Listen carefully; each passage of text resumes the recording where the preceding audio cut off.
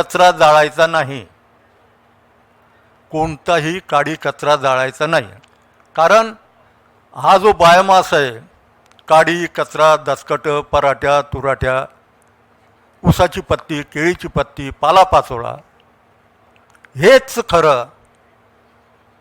हेच खरं त्या भूमातेचं, जीवाणूंचं अन्न आहे. त्याला तिथल्या तिथे जागेवर त्याचं कंपोस्टिंग केलं. त्याचा परिणाम काय झाला? कोरडवाहू शेतीमध्ये जलधारण शक्ती वाढली, सेंद्रिय कर्ब वाढला आणि जीवाणूंची संख्या मोठ्या प्रमाणात वाढली. हा काडी कचरा जो आहे, हा आपल्या भूमातेचं लुगडं आहे, साडी आहे, महावस्त्र आहे. आपण अंगावर कपडे घातो, आई बहिणीच्या अंगावर साडी असते, पण जमिनीला काय केलं आपण? नागडं केलं. जे महाभारतात झालं ते आपल्या हाताने आक्काडी लावून जमीन आपण स्वच्छ केली. तर पहिली संकल्पना, माझी विनंती आहे आपल्याला, आपण म्हणता की सेंद्रिय शेती परवडत नाही, निसर्ग शेती परवडत नाही. आपल्याला जो परमेश्वराने दिलेला आहे ना, तो थोडासा बाकीच्या गोष्टी सोडून जर आपण तिथे एकाग्र झालो, केंद्रीकरण केलं, तर आपल्याच प्रश्नांची उत्तरं आपल्याला मिळतील. तर तिथल्या तिथे आपण केलं. सेंद्रिय कर्ब नैसर्गिकरित्या तिथे मोठ्या प्रमाणात वाढला. दुसरी गोष्ट, आपण जमिनीच्या मशागती करतो, मोठमोठे ट्रॅक्टर आणतो आणि चुकीच्या पद्धतीने मशागती करतो आणि त्यामुळे काय होतं? जमिनीची धूप, वरच्या 4-6 इंचाची जी माती आहे, तिच्यातच खरी ताकद आहे, तिच्यातच खरी ऊर्जा आहे, तीच खरं सृजनशील आहे. आणि सबंध जगापुढे जमिनीच्या धुपीचा प्रश्न सबंध जगापुढे यक्ष म्हणून उभा आहे. महाराष्ट्र आणि अनेक प्रांत, अनेक जिल्हे वाळवंटीकरणाकडे धाव घेत आहेत. याला कारण चुकीच्या मशागतीच्या पद्धती, चुकीचं सर्व धोरण आणि चुकीचं सर्व आपलं व्यवस्थापन शेतकऱ्याचं हे तिकडे आपल्याला नेत आहे. तर हे करत असताना उताराला आडवी जुजबी कमीत कमी उताराला आडवी नांगरटी, उताराला आडवी वखरटी, उताराला आडवी पेरणी, तीही सरीवरंबा पद्धतीने सेंद्रिय शेती करत असताना ह्या ज्या स्टेप्स आहेत, ह्या ज्या पायऱ्या आहे, आपण जर माती सांभाळा, सर्व गोष्ट मातीवर अवलंबून आहे. आपण मातीतून आलो आणि शेवटी मातीतच जायचं. आणि युनायटेड नेशन्स ऑफ ऑर्गनायझेशन यांनी जाहीर केलेलं आहे की दक्षिण आशियातील 43% जमीन ही नापीक झालेली आहे. दक्षिण आशियातील 43% जमीन ही नापीक झालेली आहे आणि भारतातील 53% जमीन ऑक्सिजनवर आहे. भारतातील 53% जमीन ऑक्सिजनवर आहे. अंतर्मुख होऊन गांभीर्याने आपल्यासाठी आणि पुढच्या पिढींसाठी हा विचार करणं काळाची गरज आहे. त्यासाठी कमीत कमी मशागत, सरीवरंबा पद्धतीने लागवड, आणि आपण डवरे हाकलत असाल, वखरे हाकलत असाल, तर त्या ठिकाणी 50 फूट 40 फूट गेल्यावर दोऱ्या बांधून घ्यायच्या, अवताला उचलून ठेवायचा, दोऱ्या बांधून घ्यायच्या, उचलून ठेवायचा. म्हणजेच शेताला, कोरडवाहू शेताला पाणलोट करणं.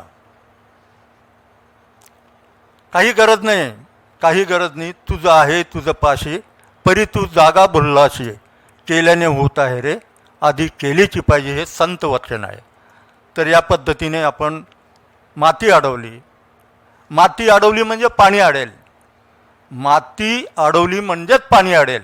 माती नाही अडवली तर पाणी आणणार नाही. तुकोबांनी म्हटलं का, उदक चालवावे युक्ती, पाण्याला सुद्धा बुद्धीने, युक्तीने आपल्याला चालवावं लागतं. जे मी बोलतोय आपल्याशी, हे सर्व प्रयोग आईवडिलांनी केले शेतावर. गेल्या 50 वर्षापासून आम्ही सर्व भाऊ करतोय. शेतावर केव्हाही यायचं, आपल्याला कंपार्टमेंट बंडिंग दिसेल, आडवे बांध दिसतील, विहीर पुनर्भरण दिसेल, झाडाचे वृक्ष 1000 लिंबाची झाडं बांधावर दिसतील, त्यामध्ये चिंच दिसेल, उंबर दिसेल, बोर दिसेल, सीताफळ दिसेल, रामफळ दिसेल, असे विविध वृक्ष आपल्याला बांधावर दिसतील. सांगतो पुढे. तर या पद्धतीने जर आपण बंदिस्ती अतिशय महत्त्वाचा मुद्दा आहे. बंदिस्ती बंदिस्तीच नाही. अरे आपल्यालाच बांध शिल्लक राहिलेले नाही तर ते बांधाची बंदिस्ती कुठे करतील? शेजारच्याचं पाणी आपल्या शेतात येऊ द्यायचं नाही, शेजारच्याचं पाणी आपल्या शेतात येऊ द्यायचं नाही आणि आपल्या शेतातलं पाणी दुसऱ्याच्या शेतात जाऊ द्यायचं नाही. याला म्हणता बंदिस्ती. आणि बांधच आज शिल्लक राहिलेलं नाही. गरीब शेतकरी असला, कुंपण असते, मोडकी कुंपण असते, त्याच्यावर पाय देऊन तिकडे तो निघून जातो. तर बांध अतिशय महत्त्वाचे. कमीत कमी 5 फूट बांध रुंदीला असावा आणि 1 फूट बांध उंच असावा. कमीत कमी 5 फूट बांध रुंद असावा आणि 1 फूट उंच असावा. आपण म्हणाल की या देशातील 82% 83% शेतकरी हा अल्पभूधारक शेतकरी आहे. मग त्याने कसं करायचं? अहो, त्याने हे केलं तर उर्वरित क्षेत्रामध्ये हे जे 5 फूट जमीन जाते त्याची भर त्याच्यामध्ये निघून जाते. केव्हा केव्हा आपल्याकडे पाऊस 15 दिवस, महिनाभर, सव्वा महिना काय करतो? तोडा देऊन जातो, अंतर देऊन जातो, ड्रॉट पडतो. त्यावेळेला या बांधामध्ये असलेलं जे मॉइश्चर असलेला जो ओलावा आहे आणि सरीवरंबा पद्धत, उताराला आडवी मशागत, हेच आपल्या खरीपाच्या पिकाला उत्तम रीतीने जगवतं, वाढवतं आणि जीवाणूंची संख्यासुद्धा असंख्य प्रमाणात त्या ठिकाणी वाढते. महत्त्वाचा मुद्दा येतो पुढे. सांगितलं आपल्याला भोयर साहेबांनी, एकच पीक मोनोक्रॉपिंगचे दिवस संपून गेलेले आहे. तर त्यासाठी महत्त्वाची टिप्स जे आहे, आपण इथे बसलेलो आहात, आता वरण भातपोळी खाल्ली, रात्री वरण भातपोळी खाणार नाही आपण रात्री खिचडी खाल किंवा हलकं काहीतरी घ्याल. आपला शेतकरी कापसावर कापूस, ऊसावर ऊस, सोयाबीनवर सोयाबीन, तुरीवर तूर, केळीवर केळी, असे तेच पिकं हव्यासापोटी, लोभापोटी, स्वार्थापोटी घेतो. आपण नुसती पोळीच खातो का? नाही. आपण नुसतं वरणच पितो का? नाही. नुसता भातच खातो का केरळींसारखं? नाही. आपल्या याच्यामध्ये जसा चौरस आहार आहे तसं ह्या जिवंत भूमातेला सुद्धा आपण चौरस आहार देण्याची गरज आहे. मग हा कसा द्यायचा? आपण पिकाची फेरपालट हा कोणत्याही शेतीचा आत्मा आहे. क्रॉप रोटेशन, पिकाची फेरपालट हा कोणत्याही शेतीचा आत्मा आहे. हे लक्षात घेतल्यानंतर एक पीक न करता आपल्याकडे आपण सोयाबीन घेतात, भात घेतात, कापूस घेतात, एक सलग पीक न करता त्याला उत्तर आम्ही आमच्या शेतामध्ये देण्याचा प्रयत्न केलेला आहे. एक ओळ तुरीची, 4 ओळी सोयाबीनच्या, एक ओळ तुरीची, 4 ओळी उडदाच्या, एक ओळ तुरीची, 4 ओळी मुगाच्या, एक ओळ तुरीची, 4 ओळी भुईमुगाच्या, एक ओळ तुरीची, 4 ओळी बाजरीच्या, एक ओळ तुरीची, 4 ओळी मक्याच्या. हे जर आपण घेतलं तर शांतपणे विचार करा, कमी पाऊस पडला तर हे कडधान्याचं पीक आपल्या पदरात पडेल, जास्त पाऊस पडला तर तुरीचं पीक आपल्या पदरात पडेल. म्हणजेच शेती ही नुकसानीची नाही. आपला विचार करण्याची जी सरणी आहे तीच यशाची किंवा अपयशाची सरणी आहे. म्हणजेच मिश्र पीक पद्धती, आंतरपीक पद्धती, सापळा पीक पद्धती, आच्छादन, वापसा, हिरवळीची पिकं आणि एक गाय. पुन्हा सांगतो थोडक्यात, ते विस्ताराने बोलत गेलो तर 2 तास लागतील. पिकाची फेरपालट, आंतरपीक पद्धती, मिश्र पीक पद्धती, साफळा पीक पद्धती, आच्छादन, वापसा, हिरवळीची पिकं आणि एक गाय.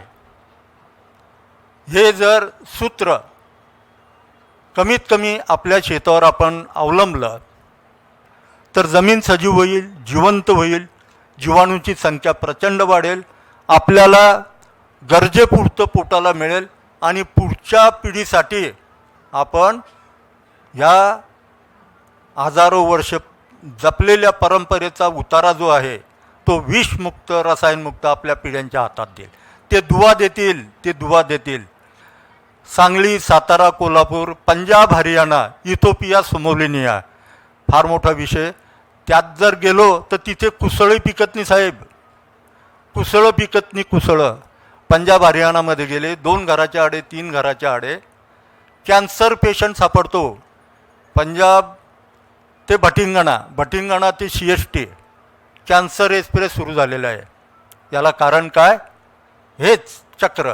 अति रासायनिक खतं, अति विषारी औषधं, अति पाणी, अति यांत्रिकीकरण आणि अति वगैरे वगैरे बियाणं. ह्या पंचसूत्रीमध्ये षष्ठसूत्रीमध्ये हे सर्व गुरफटलेले आहे. त्यामुळे तिथे त्या भागामध्ये या क्रिया व्हायला लागतं.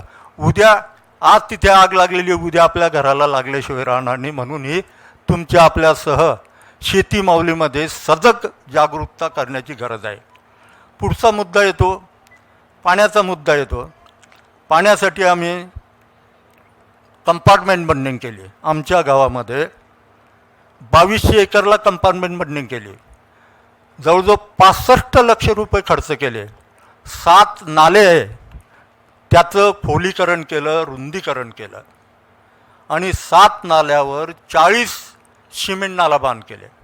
आनंदाची गोष्ट, 12-13च्या दुष्काळात, 14-15च्या ह्याच्यात आमचं गाव लोहारा, तालुका पाचोरा, जिल्हा जळगाव, जिल्ह्यामध्ये जलयुक्तमध्ये पहिलं आलं, नाशिक विभागामध्ये दुसरं आलं.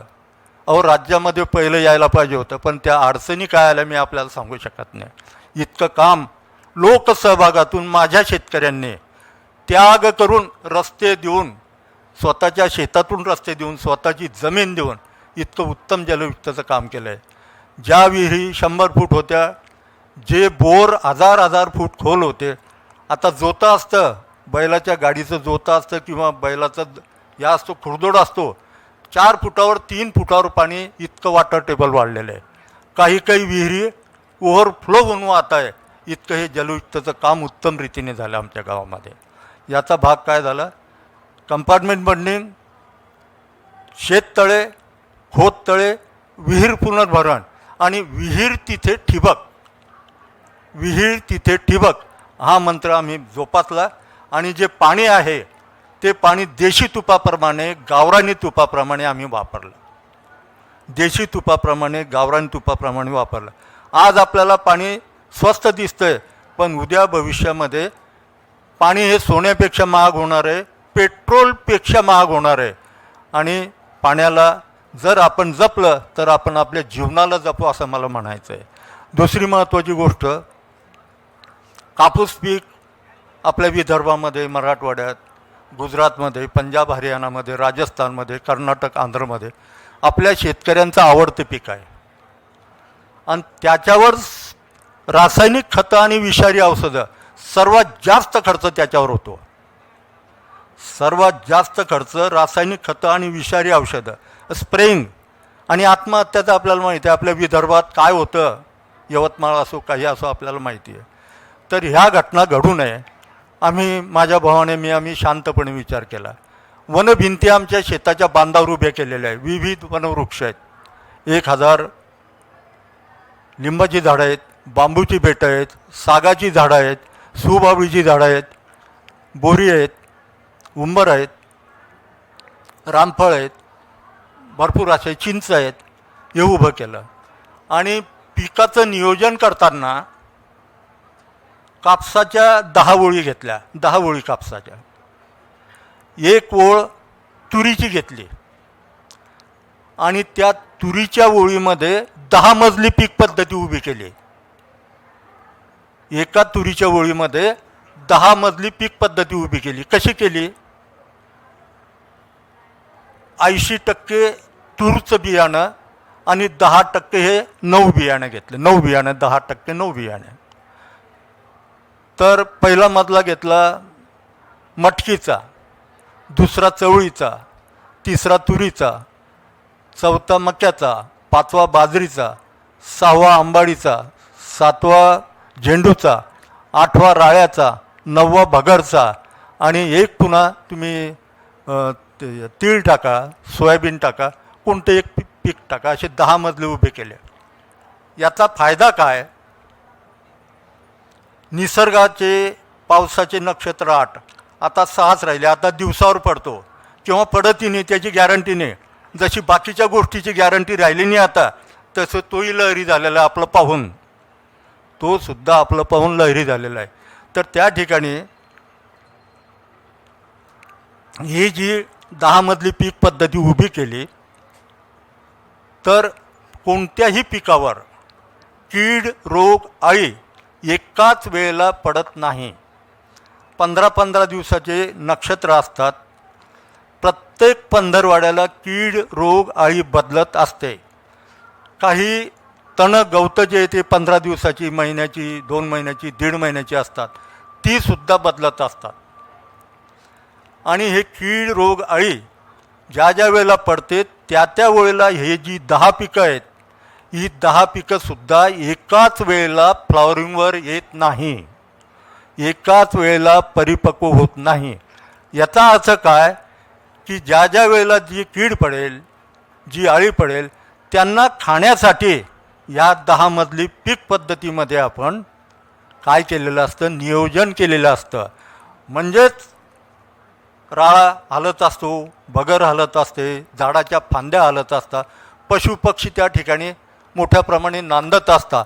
अहो, चैत्र वैशाखामध्ये जर आपण साहेब आमच्या शेतावर आले तर आपल्याला 10 ते 12 मोरांचे जोडं दिसतील. जोड पाणी 11 किलोमीटरहून येतं, सर्व कोरडवाहू होय, पण वातावरण निर्मिती झाली तर अनंत पशुपक्षी आपल्या दर्शनासाठी, आपल्या पिकांच्या दर्शनासाठी, सहाऱ्यासाठी, आश्रयासाठी आपल्या शेतामध्ये येतात.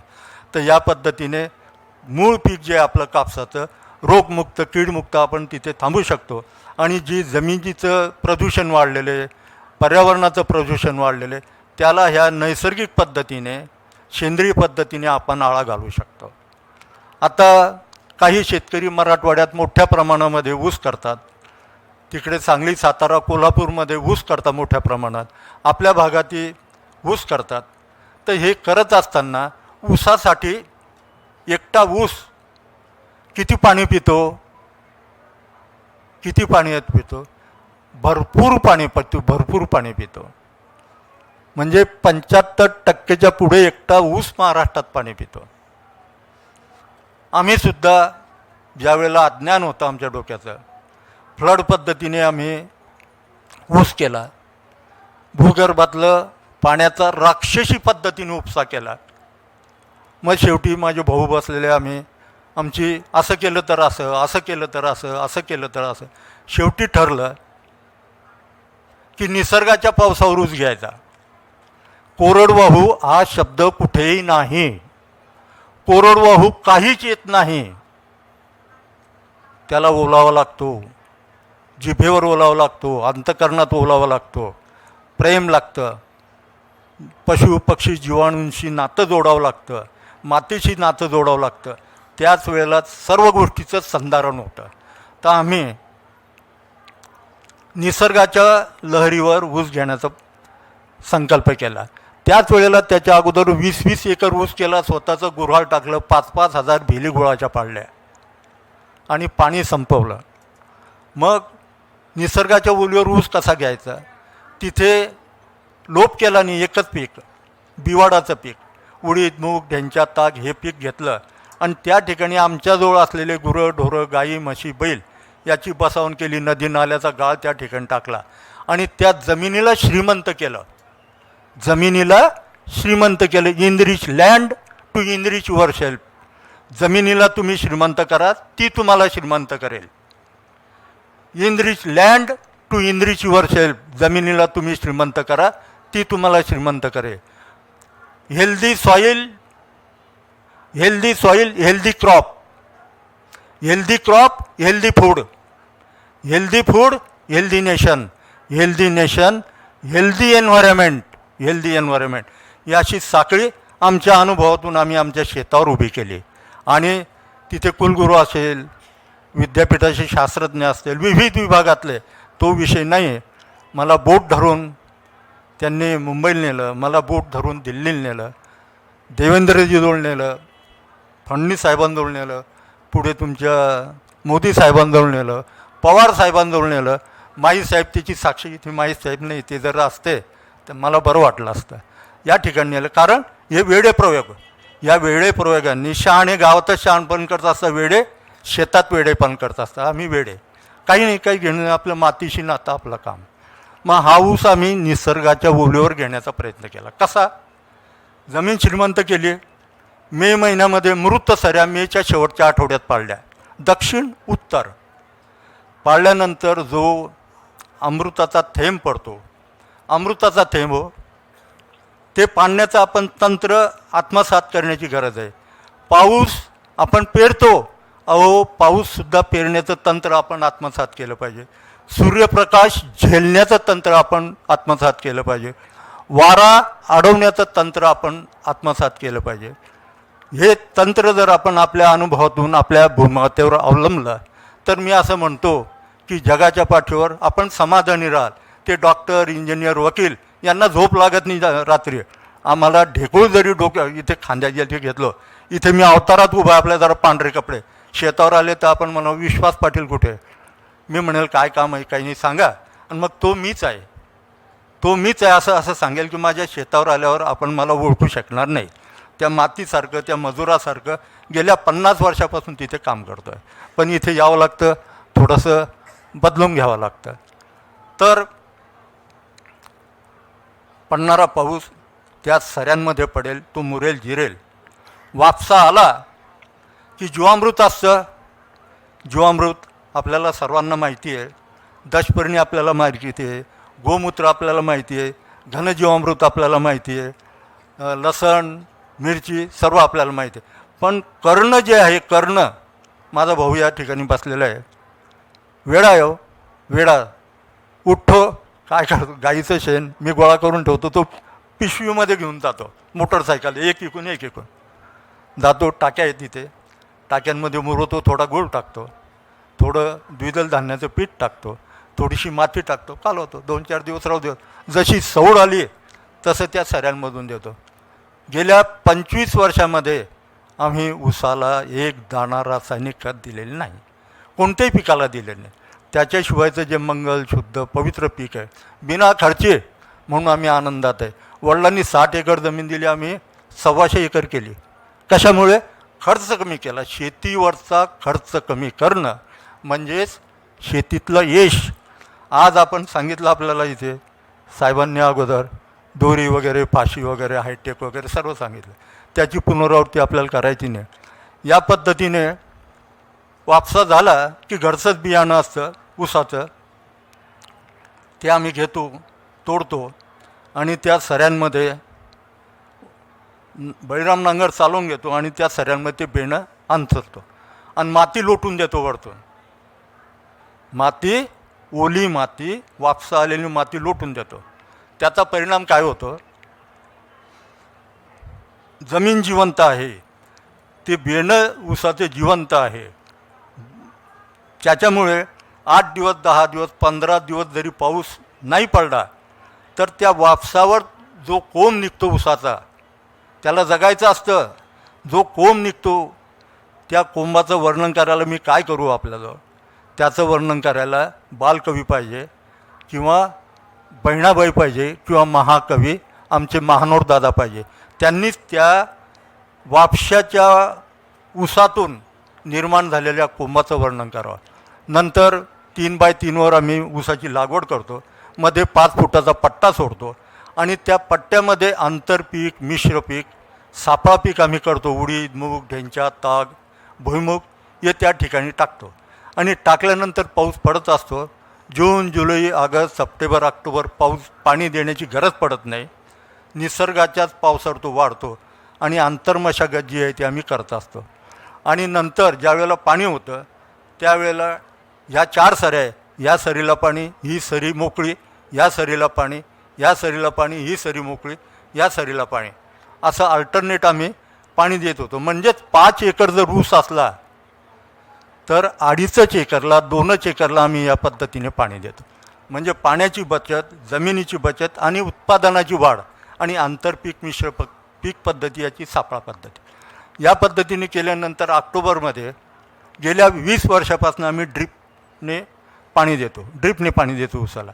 2 वळीमध्ये एक लाईन लॅटरल, 2 वळीमध्ये एक लाईन लॅटरल या पद्धतीने देतो. आणि हा ऊस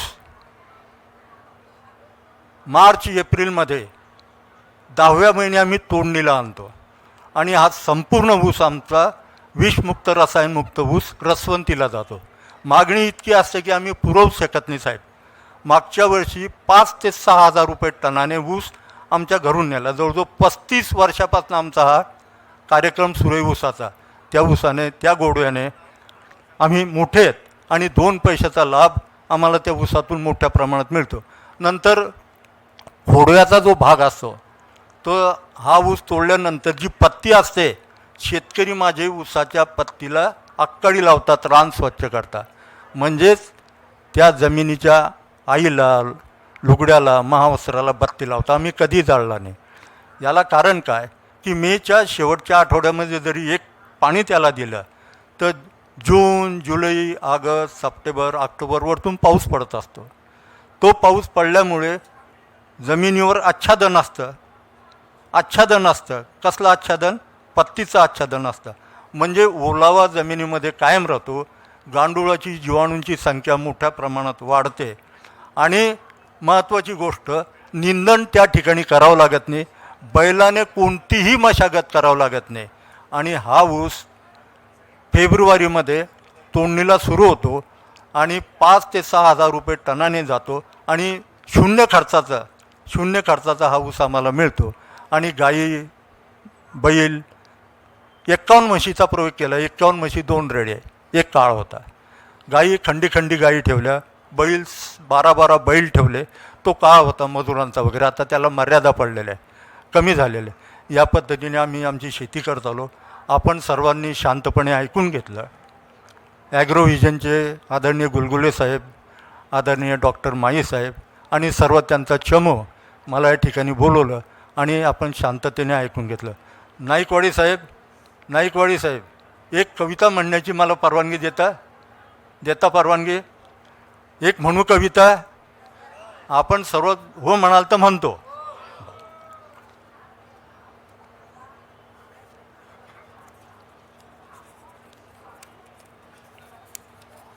सर्वांसाठी कविता आणि जे करतो तीच कविता आहे, वेगळं काही नाही.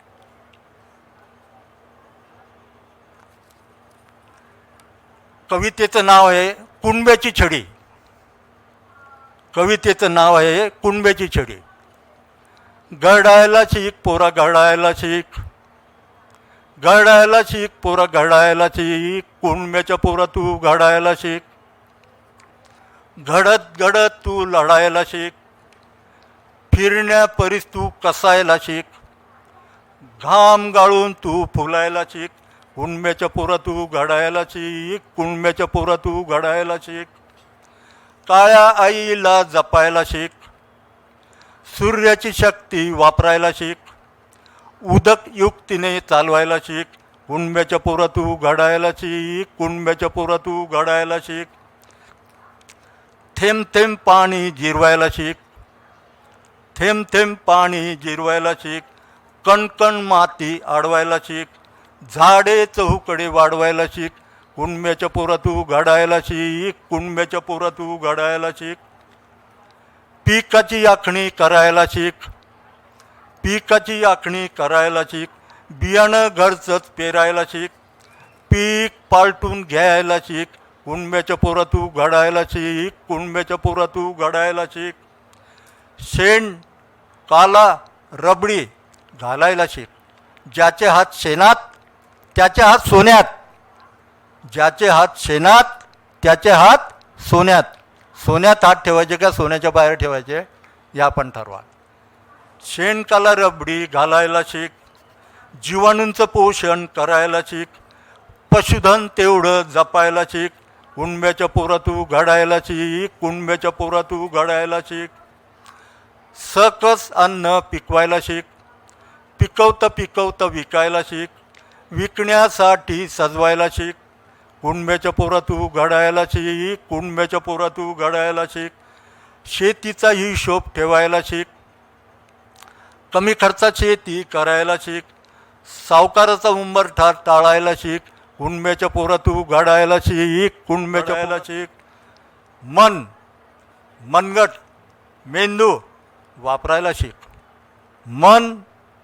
मनगट मेंदू वापरायला शिक.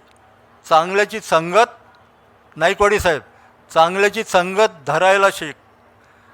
कोर्टाची पायरी टाळायला शिक, कुणब्याच्या पोरा तू घडायला शिक, कुणब्याच्या पोरा तू घडायला शिक. शाश्वत प्रगती समजायला शिक, शाश्वत प्रगती समजायला शिक. निसर्ग शाबूत राखायला शिक, प्रदूषण तेवढं टाळायला शिक, कुणब्याच्या पोरा तू घडायला शिक, कुणब्याच्या पोरा तू घडायला शिक. बापूंचा संदेश पाळायला शिक. महात्मा गांधी, बापूंचा संदेश पाळायला शिक. हव्यास मात्र टाळायला शिक. सेंद्रिय शेती, निसर्ग शेती करायला शिक, कुणब्याच्या पोरा तू घडायला शिक, कुणब्याच्या पोरा तू घडायला शिक. विश्वासराव पाटील सरांचा नंबर घ्या. 97. विश्वासराव पाटील सरांचा नंबर 9763475764.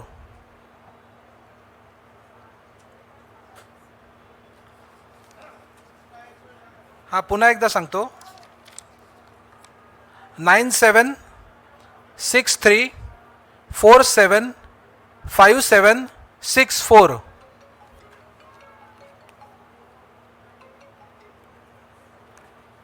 धन्यवाद सर. विश्वासराव पाटील सर ज्यांनी आपल्या समृद्ध शैलीमध्ये आपल्या शेतकऱ्यांशी संवाद साधला. वेगवेगळ्या म्हणी, प्रचलित म्हणींचा सुद्धा त्यांनी सहारा घेतला, आपल्यासमोर मांडल्या. त्या गायीशिवाय शेती नाही आणि बाईशिवाय घर नाही, ज्याचे घरी गाय त्याचे घरी विठ्ठलाचे पाय, अशा म्हणींद्वारे त्यांनी आपल्या शेतकऱ्यांना मोटिवेट केले, उत्साह वाढवला आणि त्यांना जाणीव करून दिली की तुझं आहे तुझं पाशी, परी तू भुललासी. तर हे सामर्थ्य आपण ओळखून सेंद्रिय शेतीची कास धरावी असं आपल्या सर्वांना त्यांनी प्रोत्साहित केलं. आपल्या प्रदीर्घ अनुभवाद्वारे त्यांनी स्वतःचं उदाहरण समोर ठेवलं आहे. 7 एकरपासून त्यांनी जी सुरुवात केली ते आज 1,200 एकरपर्यंत त्यांनी वाटचाल केली आहे. तर असे धन्यवाद सर. आपण आपल्या शेतकऱ्यांशी जो संवाद साधला, सर्वांच्या वतीने आपले आभार मानतो. आणि याच्यानंतर आपण आपले आज वक्ते आपल्याकडे आलेले आहेत डॉक्टर प्रशांत नाईकवाडी सर. आता आपण जे जे प्रगतिशील शेतकरी आहेत त्यांची यशोगाथा ऐकली. आता जे आपले तज्ज्ञ आहेत डॉक्टर प्रशांत नाईकवाडी सर, हे गेल्या अनेक वर्षापासून आपल्या ॲग्रोव्हिजनसोबत जोडलेले आहेत, आपल्याला नेहमी मार्गदर्शन करतात. तर बऱ्याच संघटनांवरती ते कार्यरत आहेत. राष्ट्रीय अध्यक्ष residue free organic mission India federation Pune, तसेच वरिष्ठ सेंद्रिय शेती प्रमाणीकरण अधिकारी नोका, तसे इतर बरेच संघटनांचे ते सदस्य आहेत, अधिकारी आहेत, तांत्रिक सल्लागार आहेत. तर जास्त वेळ न घेता ते आपल्याला सेंद्रिय शेतीचं प्रमाणीकरण कसं करावं, ते सर्टिफिकेट तज्ज्ञ आहेत, ते आपल्याला मार्गदर्शन करतील. मी सरांना विनंती करतो की त्यांनी शेतकऱ्यांशी आपला संवाद साधावा. नमस्कार. आदरणीय विश्वास काका पाटील, त्याचप्रमाणे त्याच्या आधी आपल्याबरोबर संवाद साधला आदरणीय भोयर साहेबांनी. मी डॉक्टर प्रशांत नाईकवाडी, महाराष्ट्र राज्याच्या जे सेंद्रिय शेती विभाग आहे त्याचा मी राज्य सल्लागार आहे, सर्टिफिकेशन ऑफिसर आहे आणि संपूर्ण देशभर प्रमाणीकरण निरीक्षक अधिकारी म्हणून कार्यरत आहे. मी लेखक आहे. ॲग्रोवन जर तुम्ही वाचत असाल तर दर शुक्रवारी माझे स्तंभलेख ॲग्रोवनला येत असतात. त्याचप्रमाणे DD सह्याद्री असेल, ABP माझा, साम TV याच्यावर कार्यक्रम होत असतात. आणि मी सकाळ प्रकाशनातर्फे 2 पुस्तके लिहिलेली आहेत. एक आहे तांत्रिक दृष्टिकोनातून सेंद्रिय शेती आणि दुसरं आहे सेंद्रिय शेती मानके आणि प्रमाणीकरण. गेल्या 12 वर्षापासून ह्या क्षेत्रामध्ये काम करतो आहे. अगदी नेपाळ असेल, भूटान असेल, बांगलादेश असेल, आफ्रिका असेल आणि युरोपातल्या काही देश असतील, यांच्या समवेत काम करण्याचा योग मला म्हणजे गेल्या 12 वर्षापासून आला आणि त्याच्यातून हे सगळं आज जे तुमच्या समोर मी मांडणार आहे हा त्याचाच एक प्रत्यय असेल. खरं तर आज आपण पाहिलं की सेंद्रिय शेतीचं जर आज आपण एकंदरीत पाहिलं महत्त्वाची गोष्ट जर आहे म्हणजे जर सेंद्रिय शेती करणारे शेतकऱ्यांना विचारलं ती आज सगळ्यात मोठी अडचण काय, तर शेतकरी एकच सांगतील की आज सगळ्यात मोठी अडचण जी आहे ती म्हणजे आमच्या मालाला किंमत किंवा आमच्या मालाचं जे मार्केटिंग आहे ते मार्केटिंग व्यवस्थित होताना दिसत नाही आहे. किंवा आम्ही सेंद्रिय शेती करू, आम्ही त्याचं प्रमाणीकरणसुद्धा करू, पण त्याची जो बाजारभाव आहे किंवा त्याची जी मार्केट आहे, मार्केट लिंक आहे ती आमच्याकडे नाही आहे आणि त्याच्यामुळे आम्ही सेंद्रिय शेती करताना जे आम्हाला उत्पादन कमी येतं आणि त्याच्यावर जर आम्हाला मार्केट मिळाला नाही, तो जर आम्हाला ट्रॅडिशन रेटमध्ये विकावा लागला तर तो आमच्यासाठी अतिशय एक मोठा दुर्गुण असा पुढे येतो आहे. आपण एकंदरीत विचार केला, आज जर आपण सेंद्रिय शेती म्हटलं तर सेंद्रिय शेतीचं मार्केट जर आपल्याला पाहिजे असेल तर सेंद्रिय शेतीचा सगळ्यात महत्त्वाची जी बाजू आहे ते म्हणजे सेंद्रिय शेतीचं प्रमाणीकरण हे आहे. सेंद्रिय शेतीचं प्रमाणीकरण केल्याशिवाय आपल्याला आपण जे पिकवतो त्याला आपल्याला किंमत मिळणार नाही, हे अतिशय महत्त्वाचं आहे. आपण सेंद्रिय शेतीच्या मानकाच्या बाबतीत जर विचार केला, प्रमाणीकरणाच्या बाबतीत जर विचार केला तर आपल्याकडे आता 2 सेंद्रिय शेतीच्या प्रमाणीकरण पद्धती विकसित झालेल्या आहे. जी महत्त्वाची प्रमाणीकरण पद्धती आहे, ज्या शेतकऱ्यांना गटाने सेंद्रिय शेती करतायत, ज्यांना त्याचा माल निर्यात करायचा आहे, वेगवेगळ्या देशांमध्ये पाठवायचा आहे, अशा शेतकऱ्यांसाठी आपल्या देशाचा national program for organic production NPOP असा एक कार्यक्रम आहे. त्याच्याद्वारे केली जाणारं प्रमाणीकरण ही एक पद्धत आहे. म्हणजे ज्या शेतकऱ्यांना आपला सेंद्रिय माल निर्यात करायचा आहे, तो जर माल आपल्याला निर्यात करायचा असेल तर आपल्याला हे national program for organic production हे सर्टिफिकेशन अतिशय महत्त्वाचं आहे. आणि ती जी सिस्टीम आहे ती सिस्टीम आपल्या मिनिस्ट्री ऑफ कॉमर्सचं जे ॲपेडा विभाग आहे, agriculture and process food export development authority यांच्या अंतर्गत कार्यरत आहे. हा जो कार्यक्रम आहे भारत देशाचा, हा साधारणतः 1 ऑक्टोबर 2001 रोजी तत्कालीन पंतप्रधान अटल बिहारी वाजपेयी यांनी सुरू केला. आणि आज जर आपण पाहिलं तर मोठ्या प्रमाणात हा जो प्रोग्राम आहे हा प्रोग्राम सर्वत्र राबवताना आपल्याला दिसतो आहे. आज जर आपण पाहिलं तर आपल्या भारत देशातून जे निर्यात होतं आहे त्या निर्यातीमागं हा सेंद्रिय शेतीचा कार्यक्रम अतिशय महत्त्वाचा आहे. आज जर आपण या कार्यक्रमाची एकंदरीत कार्यप्रणाली जर पाहिली तर या कार्यक्रमाची कार्यप्रणाली अशी आहे, मिनिस्ट्री ऑफ कॉमर्स आणि आता मिनिस्ट्री ऑफ ॲग्रिकल्चर त्याच्याबरोबर आहे, यांच्या संयुक्त विद्यमाच्या under agriculture and process food export development authority APEDA कार्य करत आहे. ॲपेडाच्या अंतर्गत नॅशनल ॲक्रिडेशन बोर्ड आहे. नॅशनल ॲक्रिडेशन बोर्डच्या अंतर्गत प्रमाणीकरण संस्था, आज जर आपण पाहिलं तर NPOPचं सर्टिफिकेशन देणाऱ्या भारत देशामध्ये 29 प्रमाणीकरण संस्था आहे. आपण जर महाराष्ट्राचा विचार केला तर महाराष्ट्रामध्ये आत्तापर्यंतच्या 3 प्रमुख संस्था आहेत. त्यातली एक नोका नावाची संस्था आहे, natural organic agro certification private limited. दुसरी कंट्रोल युनियन नावाची संस्था आहे. नोका ही पुण्याला कार्यरत आहे, कंट्रोल युनियनचं मुंबईला ऑफिस आहे. आणि तिसरी नुकतीच ज्यांना ॲक्रेडिशन मिळालं अशी ग्रीन सर्ट नावाची एक संस्था आहे. जर आपल्याला NPOPचं प्रमाणीकरण करायचं असेल तर महाराष्ट्र राज्यामध्ये ह्या 3 संस्था आहे. परंतु तुम्हाला जर प्रमाणीकरण करायचं असेल तर त्याला असा निकष नाही की ती संस्था तुमच्या राज्यातली हवी. भारत देशामध्ये ज्या 29 प्रमाणीकरण संस्था आहेत, ह्या 29 प्रमाणीकरण संस्थेमध्ये कुठल्याही संस्थेकडे तुम्ही तुमचा अर्ज करू शकतात आणि वेगवेगळ्या प्रकारे तुम्ही तुमच्या शेताचं प्रमाणीकरण करू घेऊ शकतात. आता हे नॅशनल ॲक्रेडिशन बोर्ड जे आहे, या नॅशनल ॲक्रेडिशन बोर्डच्या अंडर येतात प्रमाणीकरण संस्था आणि सर्टिफिकेशन लॅबोरेटरीज.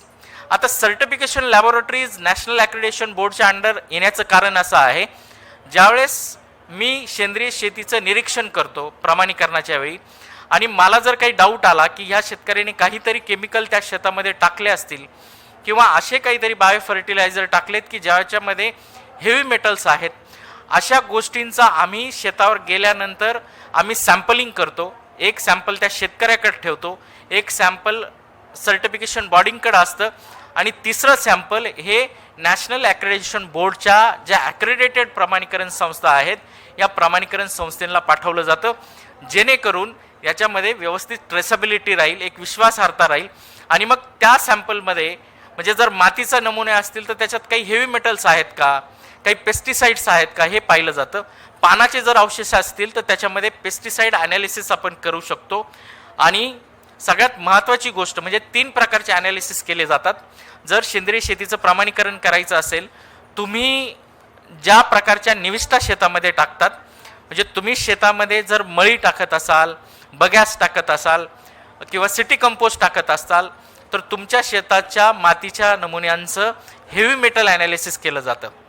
जसं आर्सेनिक असेल, कॅडमियम असेल, मर्क्युरी असेल, निकेल असेल, अशा प्रकारे जर हेवी मेटल त्याच्यामध्ये असेल तर तुमच्या शेताचं प्रमाणीकरण त्याच्यामध्ये होत नाही. दुसरी महत्त्वाची गोष्ट, जर तुम्ही ब्लड मिल यूज करत असाल, बोन मिल यूज करत असाल किंवा काही असं वेस्टेज आहे की ज्याच्यातून पॅथोजनची निर्मिती होऊ शकते, असं वेस्ट जर तुम्ही तुमच्या शेतामध्ये यूज करत असाल तर त्या ठिकाणी पॅथोजेनिक ॲनालिसिस केलं जातं. जसं शिगेला असेल, वेगवेगळ्या प्रकारचे जे बॅक्टेरिया आहेत की जे मानवासाठी, मानवाच्या आरोग्यासाठी अपायकारक आहेत, अशा बॅक्टेरियांचं जे ॲनालिसिस आहे ह्या लॅबोरेटरीद्वारे केलं जातं. आणि तिसरं सगळ्यात महत्त्वाचं, तुम्ही झाडावरती जे जे काही स्प्रे करतात या सगळ्यासाठी केमिकल ॲनालिसिस केलं जातं. आता ॲपेडाच्या नियमाप्रमाणे 217 मॉलिक्युलचं ॲनालिसिस आपण करतो वेगवेगळ्या पेस्टिसाईडचं. आणि हे ॲनालिसिस केल्यानंतर म्हणजे त्या शेतकऱ्यांनी कुठल्याही प्रकारचं जे नियम आहेत सेंद्रिय शेतीचे याचं उल्लंघन केलं नाही असं लक्षात येतं. ॲनालिसिस हे कंपल्सरी आता सेंद्रिय शेतीच्या प्रमाणीकरणामध्ये करण्यात आलेलं आहे. पूर्वी ॲनालिसिस हे जो इन्स्पेक्टर होता त्या इन्स्पेक्टरच्या निरीक्षणावर अवलंबून होतं. त्याला जर डाऊट असेल तर तो करायचा, परंतु आता माती आणि पाणी परीक्षण कंपल्सरी करण्यात आलेलं आहे. जर त्या शेतकऱ्याकडे एखादं केमिकल सापडलं आणि आपण त्याला विचारलं की हे केमिकल कुठून आलं, जर त्याचं उत्तर आपल्याला व्यवस्थित वाटलं नाही तर आपण जे ॲनालिसिस आहे केमिकल ॲनालिसिस त्यासाठी देतो. पण ज्यावेळेस तुमचा सेंद्रिय मालाचं प्रमाणीकरण होतं आणि तुम्हाला माल विकायचा आहे त्या मालाचं कंपल्सरी पेस्टिसाइड ॲनालिसिस आता होतं. आणि ते ॲनालिसिस झाल्याशिवाय तुम्हाला माल विकण्यासाठी जे ट्रान्झॅक्शन सर्टिफिकेट मिळतं, एक्सपोर्टमध्ये याची अतिशय मोठ्या प्रमाणात गरज लागते, ते मिळत नाही. आणि मग अशा प्रकारे नॅशनल ॲक्रेडिटेशन बोर्डच्या अंडर प्रमाणीकरण संस्था आणि ॲनालिसिस लॅबोरेटरी काम करतात.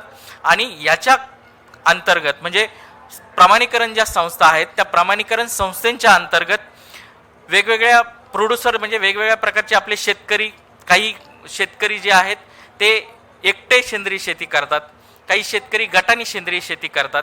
त्यानंतर सपोज मी जर सेंद्रिय भात केला असेल तर त्याची जर मला प्रक्रिया करायची असेल तर प्रोसेसिंगचं सुद्धा ऑर्गॅनिक सर्टिफिकेशन केलं जातं.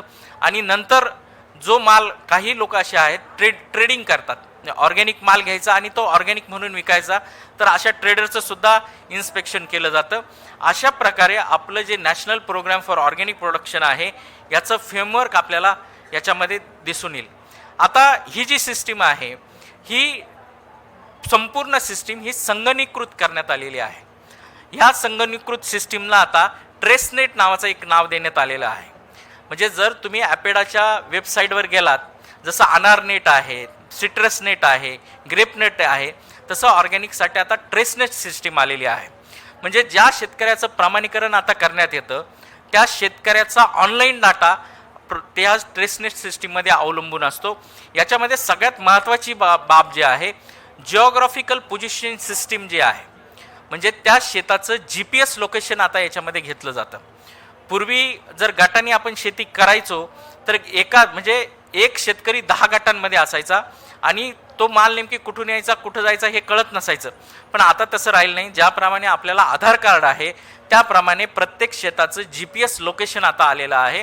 शिवाय तुमचा एरिया जो आहे हा किती स्क्वेअर मीटर आहे ही सुद्धा ट्रॅक करण्याची सिस्टीम या GPS यंत्रामध्ये आहे. तुमच्या शेतामध्ये जो परमनंट पॉईंट आहे त्या परमनंट पॉईंटवरून हे GPS लोकेशन घेतलं जातं. लॉन्जिट्यूड आणि लॅटिट्यूड डिस्टन्स आपलं जे आहे ते घेऊन आपल्याला जी ट्रेसनेस सिस्टीम आहे त्याच्यामध्ये आपलं ते डिस्टन्स टाकावं लागतं. आणि मग जर माझा एखादा व्यापारी जर अमेरिकेमध्ये असेल आणि त्यांनी जर मला विचारलं की तुझं नेमकी लोकेशन कुठं आहे, तर आपण या ट्रेसनेट सिस्टीमद्वारे गुगल अर्थच्या साहाय्याने त्या शेताचा मॅप तो लाईव्ह पाहू शकतो सॅटेलाईट थ्रू. इतक्या मोठ्या प्रमाणात ही सिस्टीम आता पुढे गेलेली आहे. आणि याच्यामध्ये सगळ्यात महत्त्वाची बाब अशी आहे की ही जी प्रमाणीकरण पद्धती आहे, ही प्रमाणीकरण पद्धत दिवसेंदिवस क्लिष्ट होत चाललेली आहे. कारण भारताचा सेंद्रिय शेतीचा राष्ट्रीय कार्यक्रम आज जर आपण पाहिलं तर भारताचं ऑर्गॅनिक प्रोडक्शन जे आहे हे जवळपास 50% वाढलेलं आहे. म्हणजे मागच्या वर्षाच्या तुलनेत यावेळेस म्हणजे मागच्या वर्षी जेवढं उत्पादन झालं होतं त्याच्यापेक्षा 50% उत्पादन जास्त यावर्षी झालेलं आहे. आणि दिवसेंदिवस भारत जे आहे हा ऑर्गॅनिकच्या बाजूने अतिशय मोठ्या प्रमाणात काम करतो आहे. खरं तर आज जर आपण पाहिलं तर आज आपल्याला परकीय चलन मिळण्याचं हे अतिशय मोठं साधन आहे. आपल्याला जर शेतकऱ्यांना समृद्ध करायचं असेल किंवा आपल्याला स्वतः शेतकऱ्याला जर एक्सपोर्टर व्हायचं असेल तर हा एक अतिशय चांगला पर्याय आहे. आणि देशामध्ये अतिशय लहान लहान प्रमाणात काही शेतकरी स्वतःचा माल पॅक करतात, स्वतः एक्सपोर्ट करतात. आणि अशा प्रकारे म्हणजे आता एक संपूर्ण जग जे आहे हे संपूर्ण जग विषमुक्त शेतीकडे वाटचाल करत आहे. आज जर आपण पाहिलं युरोप असेल, अमेरिका असेल किंवा गल्फ कंट्री असेल, पूर्वी असं होतं की आपण ग्रेप म्हणजे आपल्याकडं द्राक्ष किंवा डाळिंब आपले जे शेतकरी कळायचे हे असंख्य मोठ्या प्रमाणात त्याच्यावर केमिकल मारलेलं असायचं. आणि जर आपण त्यांना विचारलं की हे केमिकल तर अलाउड नाही, ते म्हणायचे नाही हे कुठं नाही गेलं तरी गल्फ कंट्रीला जाईल. म्हणजे अफगाणिस्तान असेल, UAE असेल, त्याच्यानंतर म्हणजे थायलंड असेल, मलेशिया असेल, या कंट्रीला हे जायचं. परंतु आता गल्फ कंट्रींनी त्यांचे नॉर्म्स इतके स्टँडर्ड केलेले आहेत, इतके स्ट्रिक्ट केलेले आहेत. 2 महिन्यापूर्वीचा त्यांचा जर GRA तुम्ही इम्पोर्टचा पाहिला तर युरोपचे जे इम्पोर्ट करण्याचे जे नॉमिनेशन्स आहेत किंवा जे स्टँडर्ड आहेत ते स्टँडर्ड आता गल्फ कंट्रीनी स्वीकारलेले आहेत. अगदी गेल्या काही 6 महिन्याचं उदाहरण आहे की भारतातून जो भाजीपाला नेपाळ देशामध्ये जात होता, नेपाळ देशाने 2 दिवस कुठलाच भाजीपाला त्यांच्या देशामध्ये येऊ दिला नाही. कारण नेपाळ देशाचं असं म्हणणं होतं की भारतामध्ये मोठ्या प्रमाणात जे पेस्टिसाईड यूज केलेला माल आहे तो आमच्याकडे येतो, म्हणजे जो एक्सपोर्ट होत नाही तो उरलेला माल आमच्याकडे येतो आणि तो आम्ही घेणार नाही. तर त्यावेळेस आपल्या पंतप्रधानांना त्याच्यामध्ये इनिशिएटिव्ह घ्यावा लागला आणि मग ती आपल्याला बाजारपेठ सुरू झाली. मग आता जर आपण पाहिलं तर संपूर्ण जगामध्ये 2च कॅटेगरी आहेत. एक तर 100% ऑर्गॅनिक माल आणि दुसरी एक कॅटेगरी आहे रिसिड्यू फ्री म्हणजे रिसिड्यू फ्री ॲग्रिकल्चर मटेरियल. आता रिसिड्यू फ्री ही कन्सेप्ट काय आहे? ज्या लोकांना ऑर्गॅनिक करणं शक्य नाही त्या लोकांनी रिसिड्यू फ्री फार्मिंग करणं अतिशय गरजेचं आहे. आता रिसिड्यू फ्री फार्मिंग आणि ऑर्गॅनिक फार्मिंगमध्ये अंतर काय? तर सेंद्रिय शेतीमध्ये आपण कुठल्याच प्रकारचे रासायनिक खतं किंवा रासायनिक कीटकनाशक टाकत नाही. परंतु रिसिड्यू फ्री फार्मिंगमध्ये आपण जमिनीचा पोत आणि पाण्याचा pH जर आपण पाहिला तर आपण त्याच्यामध्ये काही प्रमाणात म्हणजे जमिनीच्या पोताप्रमाणे आपण रासायनिक खतं त्याच्यामध्ये टाकू शकतो. दुसरी महत्त्वाची गोष्ट, सेंद्रिय शेतीमध्ये आपण कुठल्याही प्रकारचं रासायनिक कीटकनाशक फवारत नाही. परंतु जर रिसिड्यू फ्री फार्मिंगचं आपण उदाहरण घेतलं तर आपल्याला मार्केटमध्ये येणारे जे केमिकल्स आहेत त्याच्या पोस्ट हार्वेस्ट इंडेक्स त्या लेबलवर असतात. त्याला आपण लेबल क्लेम म्हणतो. सपोज क्लोरोपायरिफॉस आहे, आपण जर असं लक्षात घेतलं की क्लोरोपायरिफॉसचा पोस्ट हार्वेस्ट इंडेक्स जो आहे म्हणजे त्याचा विषारीपणाचा कालावधी हा 30 दिवस जर असेल तर ते पीक निघण्याच्या आधी किंवा ते हार्वेस्ट करण्याच्या आधी 30 दिवस आधी क्लोरोपायरिफॉस त्याच्यावर स्प्रे करायचा आहे. 30 दिवसानंतर त्याचे अवशेष त्याच्यामध्ये राहत नाही. असं आपण पोस्ट हार्वेस्ट इंडेक्सचा वापर करून, लेबल क्लेमचा वापर करून जर आपण शेती केली तर ती शेती आपली रिसिड्यू फ्री फार्मिंग असं म्हटलं जातं. तुम्हाला जर ऑर्गॅनिक फार्मिंगमध्ये जायचं असेल, ऑर्गॅनिक फार्मिंग तुम्हाला सगळ्या प्रॅक्टिसेस करणं शक्य नसेल तर किमान तुम्ही रिसिड्यू फ्री फार्मिंग करणं गरजेचं आहे. कारण आता संपूर्ण जग हे विषमुक्त शेतीची नारा देतं आहे किंवा हाक देतं आहे आणि याच्यामध्ये ह्या 2 पद्धती ज्या आहेत त्या अतिशय प्रचलित आहे. आपण जर भारत देशाचा विचार केला तर भारत देशामध्ये म्हणजे याच्यामध्ये रिसिड्यू फ्री फार्मिंगमध्ये एक मोठा दुर्गुण असा आहे की आपल्याकडे Indian council agriculture research institute जे आहेत, कृषी विद्यापीठं, यांनी खरं प्रत्येक मॉलिक्युलचं प्रत्येक पिकावरचा पोस्ट हार्वेस्ट इंडेक्स शोधायला हवा. परंतु आपल्याकडं पूर्वीपासून ग्रेप एक्सपोर्ट होत असल्यामुळे आपल्याकडं फक्त ग्रेपवरच जे केमिकल मारले जातात त्याचा पोस्ट हार्वेस्ट इंडेक्स हा इंडियन काउन्सिल ॲग्रिकल्चर रिसर्च इन्स्टिट्यूटनी आत्तापर्यंत पुढं आणलेला आहे, परंतु बाकीच्या पिकांवर त्या मॉलिक्यूलचा पोस्ट हार्वेस्ट इंडेक्स किती असेल हे सायंटिफिकली त्यांना प्रूव्ह करायला किंवा त्यांनी आत्तापर्यंत त्याच्यावर कामच केलेलं नाही आहे. त्याच्यामुळे कंपन्या जो लेबल क्लेम करतात त्या लेबल क्लेमच्या आधारे आपण हा माल रिसिड्यू फ्री करू शकतो. त्याच्या पलीकडे जाऊन आपल्याला जर त्याचं प्रमाणीकरण करायचं असेल, जसं ऑर्गॅनिक फार्मिंगमध्ये सर्टिफिकेशन मिळतं, ऑर्गॅनिक फार्मिंगचं NPOPचं सर्टिफिकेशन मिळतं. आता स्थानिक बाजारपेठ आहे त्याच्याबद्दल मी पुढे बोलणारच आहे, परंतु तसं रिसिड्यू फ्री फार्मिंगचं सर्टिफिकेट अद्यापपर्यंत मिळत नाही. परंतु त्याच्यामध्ये ग्लोबल गॅप नावाचा एक सर्टिफिकेशनचा प्रकार आहे. याच्यामध्ये काही केमिकल्स हे अलाऊ केले जातात, म्हणजे हे केमिकल ह्या रेंजमध्ये मानवी शरीरात जर गेले तर त्याचा शरीराला अपाय होत नाही अशा काही केमिकलच्या रेंज त्याच्यामध्ये दिलेल्या जातात. आणि ग्लोबल गॅप म्हणजे आज जो ग्रेप आपला बाहेर जातोय किंवा द्राक्ष बाहेर जातं किंवा भेंडी जी एक्सपोर्ट होतोय हे ग्लोबल गॅप सर्टिफिकेशनच्या आधारे होतंय. परंतु आज आपल्याकडे रिसिड्यू फ्री फार्मिंगसाठी असं स्वतंत्र असं सर्टिफिकेशन अवेलेबल नाही आहे. आता याच्यामध्ये आपण जर सर्टिफिकेशनमध्ये प्रकार पाहिला तर रिसिड्यू फ्री फार्मिंग म्हणजे ज्या शेतकऱ्यांना सेंद्रिय शेती करायची आहे ते शेतकरी सुरुवातीला रिसिड्यू फ्री फार्मिंग करायला जर लागले तर त्यांना टप्प्याटप्प्याने सेंद्रिय शेतीमध्ये कन्वर्ट होण्यासाठी अतिशय चांगली चालना त्याच्यामध्ये मिळू शकते. कारण एकदम मी सेंद्रिय शेती सुरू केली, माझं उत्पन्न कमी आलं, मला प्रॅक्टिसेस कळल्या नाही, तर अशा शेतकऱ्यांच्या द्विधा अवस्था होण्यापेक्षा जर आपण टप्प्याटप्प्याने रिसिड्यू फ्री फार्मिंग करायला सुरुवात केली आणि मग त्याच्यातून आपण जर सेंद्रियकडे जात गेलो तर याच्यामध्ये अतिशय चांगल्या मोठ्या प्रमाणात आपल्याला त्या शेतीचा फायदा होणार आहे. आज सेंद्रिय शेती करण्याची जी पद्धत आहे, आता काकांनी सांगितलं, भोयर साहेबांनी सांगितलं की जे नैसर्गिक संसाधनं आहेत या नैसर्गिक संसाधनांचा जास्तीत जास्त वापर करून सेंद्रिय शेती करणं गरजेचं आहे. आज जर आपण पाहिलं तर आपल्यासमोर 2 आव्हानं मोठ्या प्रमाणात वासून उभे आहेत. एक सगळ्यात पहिलं जे आव्हान आहे ते म्हणजे आपण जी प्रचलित शेती करतोय त्याच्यामुळे आपल्याकडे दिवसेंदिवस वेगवेगळ्या प्रकारचे आजार तयार होत आहेत. म्हणजे भटिंडा बिकानेर ट्रेनचं आज उदाहरण द्यायची गरज नाही. आज जर आपण महाराष्ट्र जर पाहिलं त्या महाराष्ट्रामध्ये कोल्हापूर नावाचा एक जिल्हा आहे आणि कोल्हापूर नावाच्या शिरोळ नावाचा एक तालुका आहे. तुम्ही शिरोळ तालुक्याचा जर एकंदरीत मेडिकल ऑफिसर्सला कोणाला भेटला आणि जर त्यांना विचारलं की काय परिस्थिती आहे तर एकट्या शिरोळमध्ये आज म्हणजे ह्या स्थितीला 21,000 असे रुग्ण आहेत की ज्यांना कर्करोग झालेला आहे. तुम्ही अगदी तुमच्या नागपूरच्या सिव्हिल हॉस्पिटलमध्ये जा, तिचं जर कॅन्सरचा वॉर्ड असेल तर तो वॉर्ड तुम्ही पहा, अतिशय गच्च भरलेला आहे. नागपूरला पूर्वी म्हणजे आजही आहे कॅन्सर रिसर्च हॉस्पिटल आहे, तिथं पूर्वी लोक नसायचे फारसे, पण आता जर तुम्ही पाहिलं तर ते हॉस्पिटल गच्च भरलेले, जागा मिळत नाही. आणि कॅन्सरवर विलाज जे आहेत हे विलाज अतिशय महाग आहेत. त्याच्यामुळे जे शासकीय रुग्णालय आहे याच्याकडे धाव घेताना लोक दिसतात. त्याच्या पलीकडं नाशिक जर तुम्ही ओळखत असाल तर नाशिकला मानवता नावाचं एक हॉस्पिटल पूर्वीपासून त्या कॅन्सरवर काम करायचं. पूर्वी ते छोटे ॲम्युनिटीज होती, आज त्यांनी 5 स्टार ॲम्युनिटीज केलेली आहे. आणि एकट्या नाशिकमध्ये जर तुम्ही आकडेवारी काढली, मी आकडेवारी काढली तर एका वर्षात 35,000 रुग्ण कर्करोग झालेले तिथं व्हिजिट देतात. ही परिस्थिती जी आहे ती दिवसेंदिवस वाढत चाललेली आहे, दिवसेंदिवस हे वाढत जाणार आहे. हे जे केमिकल आहेत ॲग्रो केमिकल, हे ॲग्रो केमिकलचे जे रेसिड्यू आहेत ते मोठ्या प्रमाणात डिग्रेड करण्याची यंत्रणा आपल्याकडे अवेलेबल नाही आहे.